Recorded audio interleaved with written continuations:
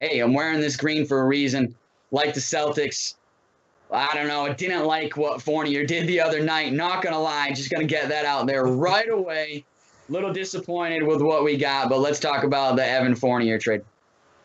Yeah, absolutely. He went 0 for 10 in his first game. So, and you expect the guy to have a tough time. It's tough to just jump right into a team like that, especially when Jaylen Brown wasn't there. You're almost looked at as like the second leading scorer on the team, or a third if you count Kemba Walker as the second when he was playing the other night against the Pelicans. I like Fournier as a fit for the Celtics.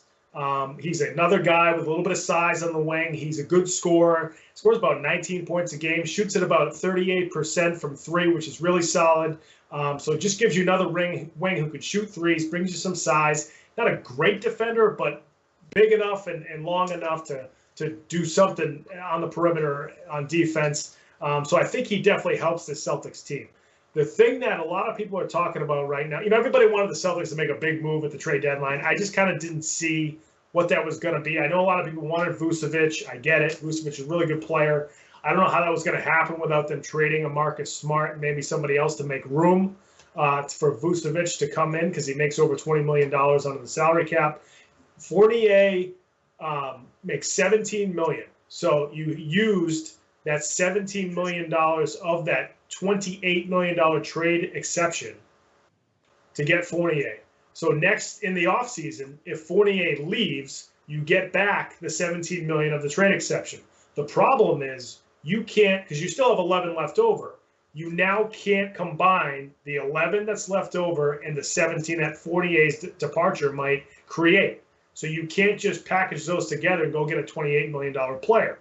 Now you can take Fournier's trade exception if he leaves, and then add, a Smart, or they might trade Kemba Walker. I mean, we'll see what happens. In the offseason, a lot of things can change. Or they might trade somebody else from the team that makes some cap space. Maybe they can trade Tristan Thompson. He makes $9 million a year. He's got one more year left on his deal, so they can still combine some players with the $17 million, make a trade, but it makes it a little harder because you don't have that full 28. Then on top of that, if you do like Fournier, you re-sign him and extend him in where he can make $15 to $20 million a year. But you really want to spend that much money on Evan Fornier, even if you really like him, even though he's a good player, funny on Twitter, certainly a guy that can play basketball. His average scoring average has gone up every year. He can shoot. Like I said, he's 6'7". But do you really want to give that guy that kind of money? And it's just you wonder if the Celtics have painted themselves into a corner making this move.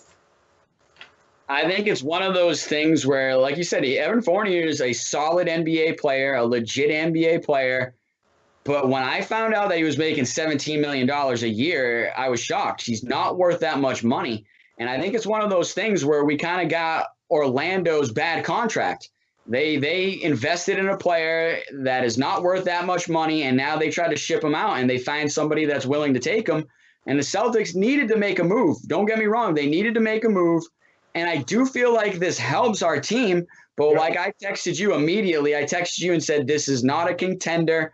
He doesn't help us become a contender. We're not going to win the title with this guy. So really, why did we make this trade? Was this just so like Danny could tell people he made a trade? I would have rather kept that $28 million exception and try to use it all together. But I guess the only thing is that we didn't give up much. We gave up a couple of draft picks, which even, hey, go back a couple of topics on this show. And I said, draft picks are 50-50. You never know what you're going to get with them. And then, and then you might get this trade exception back with the $17 million at least if he does leave. So it's like we didn't give up much, but we didn't gain much either. So it's really one of those things where like you said, I think we're kind of painted into a corner where we're not really getting much done. I don't think this helped us out. And when we're talking about a Celtics team, we have to be talking about winning championships. We have to be talking about winning titles. And people can say New England fans are, we're spoiled all we want.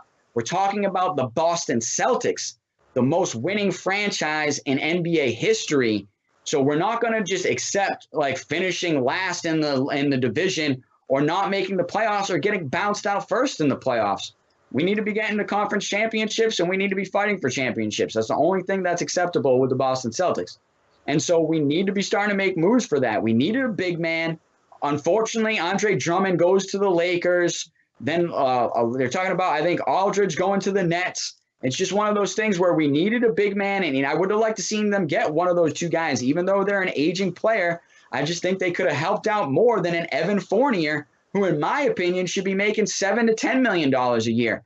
This goes even more to the fact about, hey, supply and demand and how the game's inflated and how pro sports are inflated when you got a guy like Evan Fornier making $17 million a year. Yeah, I think the one good thing is, the Celtics did leave themselves some options at the end of the year where, this is the last year of his contract. So if they don't like Fournier, they can just walk away from him. And again, they get that $17 million trade exception back. So they do have some options. One of the best things they probably did at the trade deadline, even though I like Daniel Tice a lot, is they did trade Daniel Tice. It gives Robert Williams some more time to play. Tice is the perfect backup center.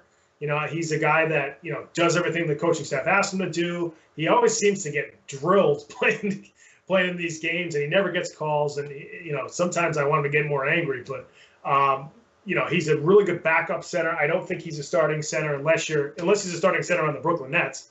So it sucks that you have to lose that guy. He's a free agent at the end of the year. So you made that move to get Fournier. You also got rid of Jeff Teague. Now, I thought it was a good signing when they signed him in the offseason. They needed a backup point guard that had veteran experience. But then once you started the season, Peyton Pritchard was playing well as a rookie, and then you got Kemba back. Now there's nowhere for Jeff Teague to go. There was a log jam on the perimeter with the Celtics. There still is, because Romeo Langford came back tonight, I think. So, you still got a ton of perimeter players that either need a lot of playing time and aren't getting it, or get a lot of playing time and they're not of any use to the Celtics. So to get rid of Teague, I think, was important. But, yeah, the Fournier trade, it makes them better, like we've been saying, but it doesn't make them a contender. It is interesting if they really like him, and he tends to gel well with, Jaylen Brown and Jason Tatum, then maybe it makes it easier to trade Kemba Walker in the offseason. So you have your third scorer in Fournier. Then maybe you can go after somebody else and see if they fit. Then maybe that's the final piece of the puzzle. We'll see what happens. I'm glad they didn't do nothing, but again, this wasn't the big move that everybody wanted.